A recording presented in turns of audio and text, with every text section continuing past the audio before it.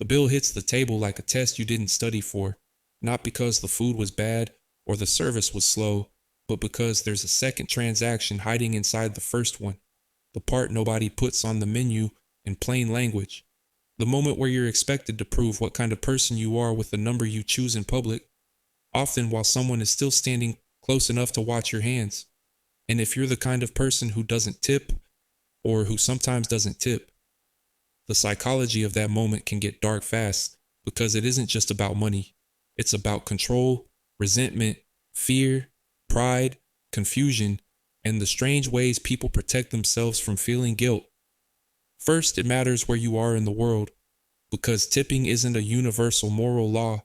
In some countries, tipping is minimal, optional, or even seen as inappropriate, and in others, it's expected and built into how workers take home a living. So when someone says, "I don't tip," they might mean, "I don't tip anywhere." Or they might mean, "I don't tip in places where it feels like a trap." Or they might be traveling, or they might have grown up under totally different rules.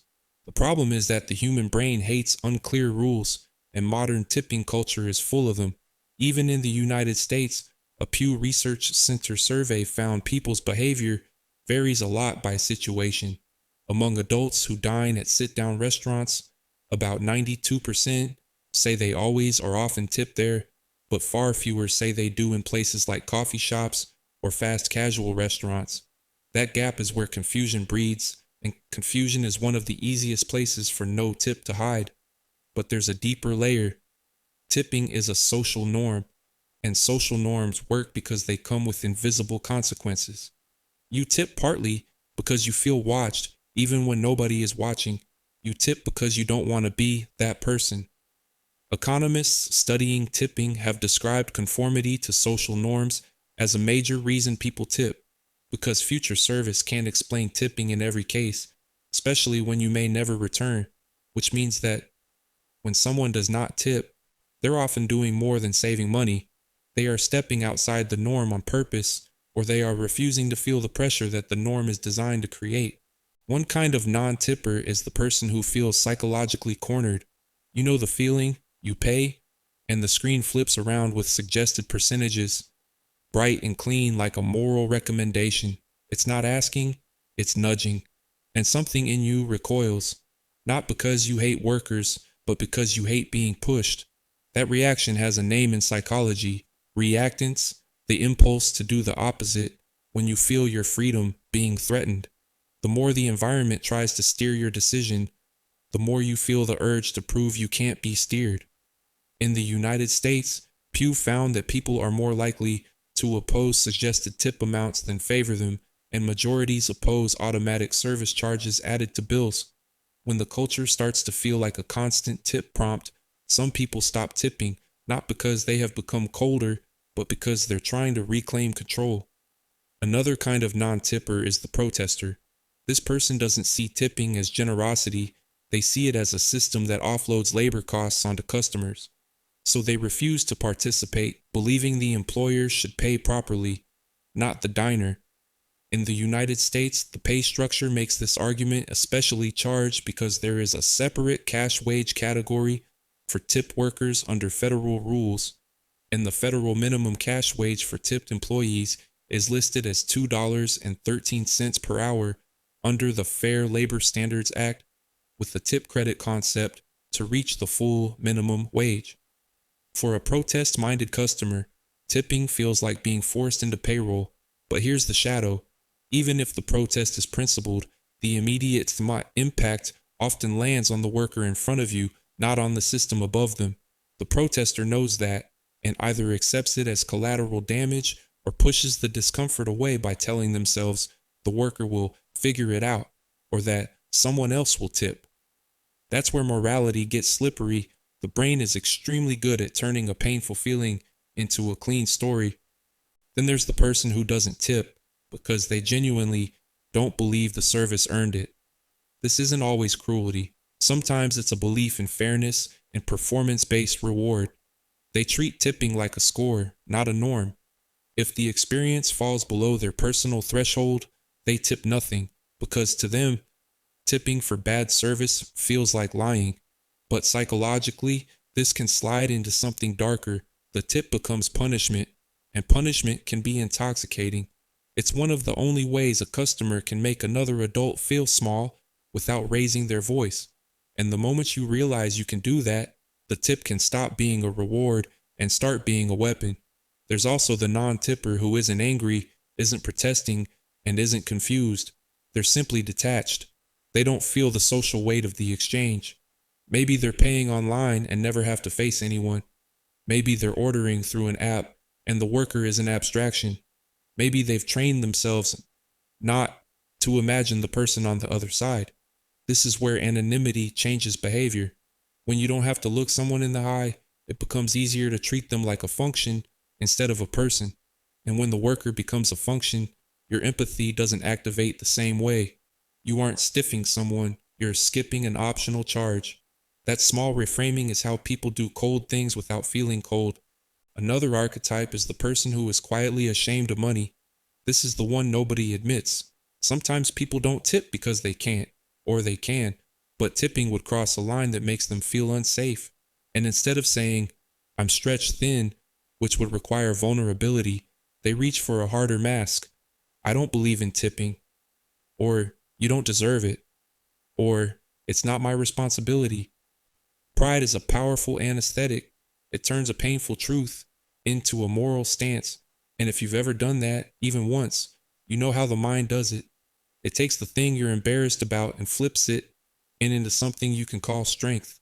There's also the person who grew up in a different tipping reality. If you've ever traveled, you know how weird tipping norms can be across borders.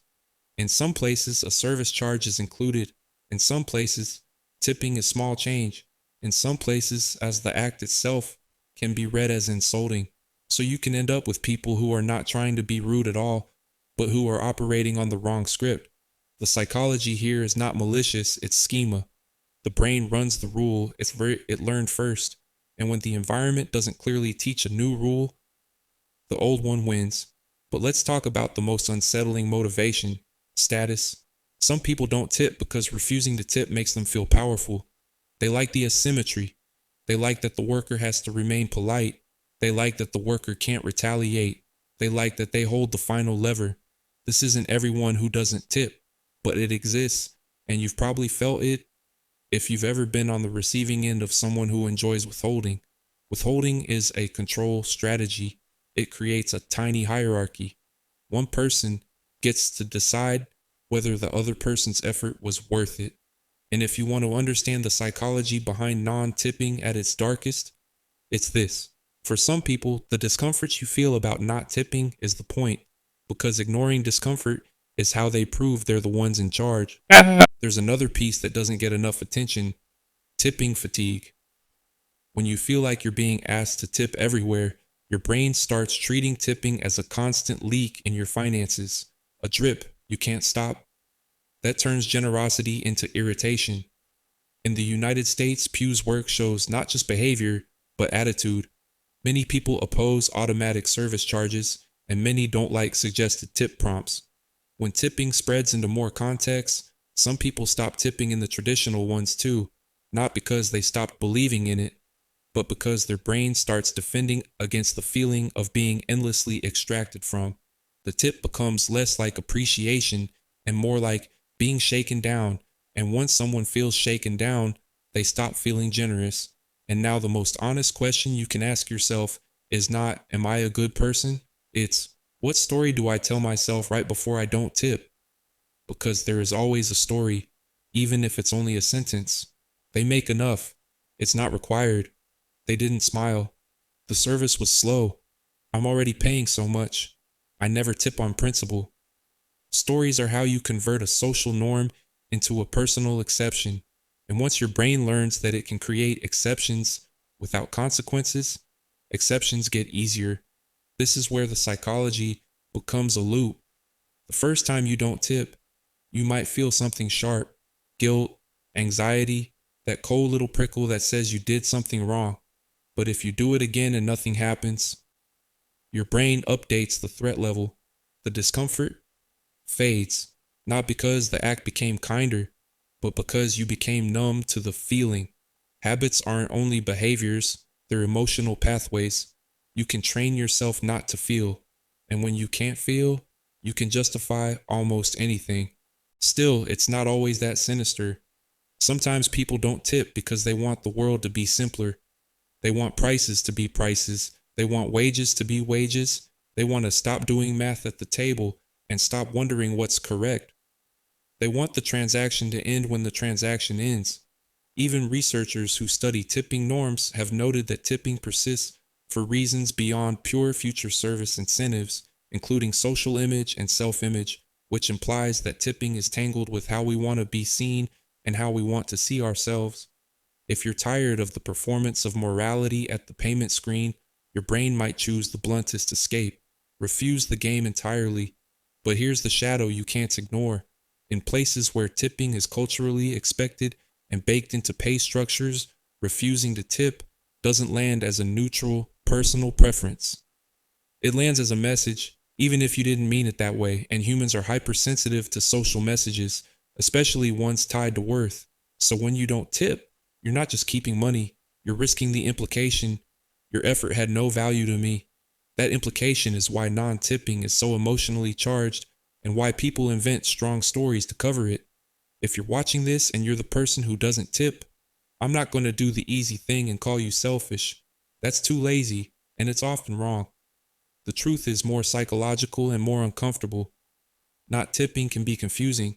It can be stressful. It can be reactance. It can be ideology. It can be detachment. It can be a power move. It can be shame wearing a mask. It can be a person trying to protect their sense of control in a world that constantly asks for more. And if you're watching this and you do tip, the psychology is still relevant because it explains the strange tension you feel when tipping culture expands. You're not just deciding how generous to be, you're deciding how much social pressure you'll accept, how much guilt you'll pay to avoid, and how much responsibility you're willing to take on for a system you didn't build. In places like the United States, where tipping is widespread in sit-down restaurants, most people still say they tip there regularly. But the fact that this norm remains so strong while frustration grows tells you something important. Tipping is not only about economics, it's social control disguised as optional generosity. So the next time you see that line on the receipt or that screen turns towards you like a spotlight, pay attention to the feeling that hits first. Is it empathy? Is it annoyance? Is it fear of judgment? Is it a desire to punish? Is it exhaustion? Whatever it is, that first feeling is the real subject. The tip is just how the feeling escapes.